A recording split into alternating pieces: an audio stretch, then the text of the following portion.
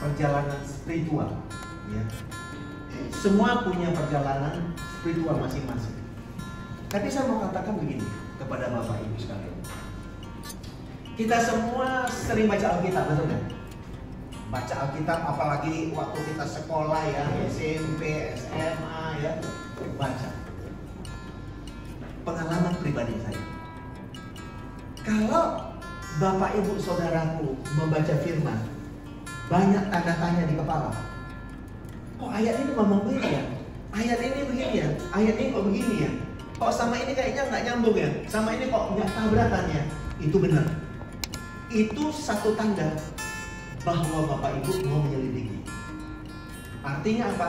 Ada tanda tanya di hati pikiran kita. Kok firman Tuhan ini kok begini ya? Nah, itu saya begitu. Saya begitu. Nah, dari sanalah awalnya kita bisa mengerti. Tapi kalau kita cuma terima aja di khotbah itu terima semua, tanpa ada keinginan untuk menyelidiki, untuk mengerti, berarti kita menjadi masuk kelompok yang tadi, kelompok orang-orang yang agamawi. Nah, itu masuk kelompok yang agamawi. Tapi kalau kelompok orang yang mau menyelidiki, nah disinilah.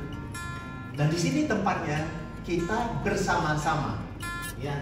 Kita mau bersama-sama to search, ya, menyelidiki, ya, meneliti kebenaran firman Tuhan. Nah, nanti ada kesempatan untuk tanya jawab supaya kita lebih mendalami lagi. Nah, sahabat sekalian, tidak ada kata sesat menyesatkan diri. Tidak ada. Karena kita sama-sama belajar, ya. Bahkan to tell the truth, ya. Saya berbicara jujur kepada Bapak Ibu sekalian. Saya bagi kepada orang Muslim, ya, orang Hindu, Buddha, Konghucu, ateis sekalipun, ya, mau aliran kepercayaan sekalipun, saya tidak pernah sekarang ini, kalau dulu iya, sekarang enggak. Saya tidak pernah menyatakan mereka itu sesat. Tidak pernah. Karena Tuhan sayang semua manusia. Kalau nggak sayang, nggak mungkin dia ada di bumi ini. Betul kan? Tuhan sayang semua manusia. Yesus mati untuk siapa? Untuk kita. Untuk kita aja atau untuk semua manusia? Untuk semua manusia. Ini yang harus kita tangkap. Bahwa Yesus mati di kayu salib untuk dunia ini, untuk dosa dunia. Bukan dosa kita, no. Dosa dunia. Jadi dosa-dosa dunia semua sudah selesai. Kalau kita bilang belum selesai, berarti kita mengkhianati karya salib Kristus. Setuju? Itu bagi saya. Kalau dulu saya enggak, tiap minggu saya dulu ngaku dosa. Mohon maaf loh. Tiap minggu di gereja ngaku dosa. Kalau dia bilang siapa yang nggak berdosa, nggak ada yang berani. Sekarang saya bukan orang berdosa. Ada amin. Kalau Bapak Ibu masih berkata Bapak Ibu orang berdosa, ya mohon maaf. Kita tanpa sadar mengkhianati karya salib Kristus loh. Benar ya? Marilah kita pikirkan baik-baik. Tapi kita terbawa oleh arus pengajaran, arus organisasi, akhirnya kita ikut-ikutan. Kenapa? Karena kita tidak jeli di dalam menelaah kebenaran itu sendiri.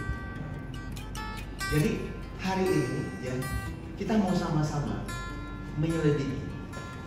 To search apa sih firman Tuhan katakan, gitu ya. Nah, sorry to say, kalau dulu banyak orang membaca Alkitab itu hurufiah, apa yang tertulis ya seperti itu. Nah, ternyata kalau kita mau jujur, Alkitab itu menggunakan bahasa kenabian lah, bahasa sastra tingkat tinggi lah. Yang penting kita bisa nangkep nggak benang merahnya dari mulai kitab Kejadian sampai kepada kitab Ulangan. Ini penting sekali. Ya penting sekali. Korelasinya ini apa nih? Hubungannya apa? Supaya apa? Kita dalam hidup ini betul-betul be happy in your life. Saya mau katakan. Kalau Bapak Ibu masih, waduh kayak gini, begitu, begini, wah ini begitu, ini begini. Saya mau katakan jiwa kita belum tuntas. Jiwa kita belum merdeka. Nah, 1 Petrus 1 ayat 9 katakan, engkau telah mencapai tujuan imanmu, yaitu apa? Keselamatan jiwamu. Jadi Tuhan mau jiwa kita ini selamat, jiwa kita merdeka, tidak terblok oleh doktrin-doktrin apapun dalam hidup. Tapi kalau peraturan di pemerintah, undang-undang, ini konstitusi, peraturan, kita harus ikut. Kalau enggak masuk penjara, pasti dihukum masuk penjara. Tetapi firman Tuhan, ya, kalau ada satu pun, saya mau katakan ya, kalau ada satu ayat di Alkitab belum digenapi, maka kita memiliki Allah yang tidak sempurna. Tapi kalau kita sampai pada pemahaman, dari kita Kejadian sampai kita Wahyu, semua Tuhan sudah genapkan. Nah, disitulah kita bisa menangkap Tuhan kita tuh dahsyat, luar biasa. Kita hidup di dalam Allah yang dahsyat, Allah yang telah menggenapi semua janji-janjinya. Kita hidup di dalam Allah yang luar biasa itu. Nah, disitulah kita akan mendapatkan hati pikiran kita itu akan diubahkan, gitu ya. Dan kita percaya dah, nanti akan kelihatan tuh, oh ini begini, ini begini, ini begini, gitu. Dulu saya juga kadang